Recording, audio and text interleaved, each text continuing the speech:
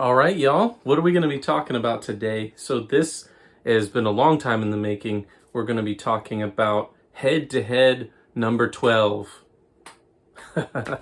Right? So previously, I've had a couple of rectifiers, right? And I haven't had much luck really getting a tone that I like that I don't have out of it. You know, most of the time, at least with my previous rectifiers, and we're talking about single rectifier, which was pretty good. It just didn't have the overall oomph, you know, once you get to volume. And then I had a Roadster, which is a 4-channel, and it was just kind of too spongy, right? And I've heard a ton of videos, you know, I love Fluff and I watch Fluff's videos. He gets some good tones out of them, but usually with boost. And I did buy the boost he recommended, which is the Dirty Tree for the rectos. This rectifier doesn't need a boost, and absolutely blown away. And I got to give a shout out to Jeremy over at the channel Titan, right, with the band Titan. They're a thrash metal band, and he uses rectos. He uses Mark Series amps a lot of the time, right? You guys know him and like him.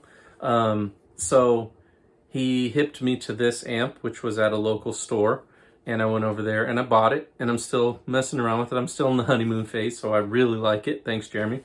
But it's a Revision F Tremoverb, and it was a combo conversion to a head.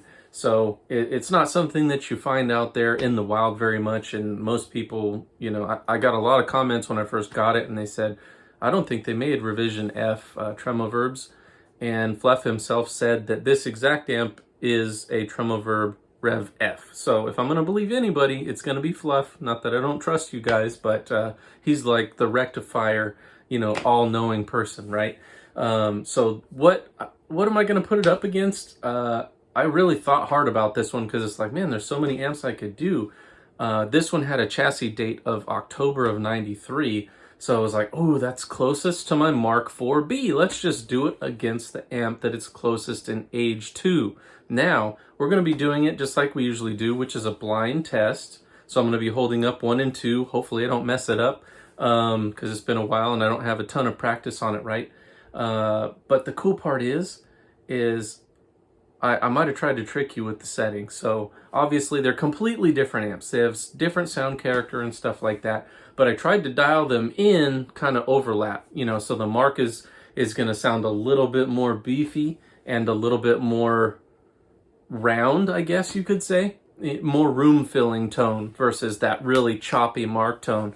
And I tried to do the opposite with the Recto. The Rectos are usually known for that really wide sound, the really round sound that fills up a room. So I tried to dial that back maybe a little bit and give it a little bit more chop. So I tried to get them as close to as possible, as much as I could.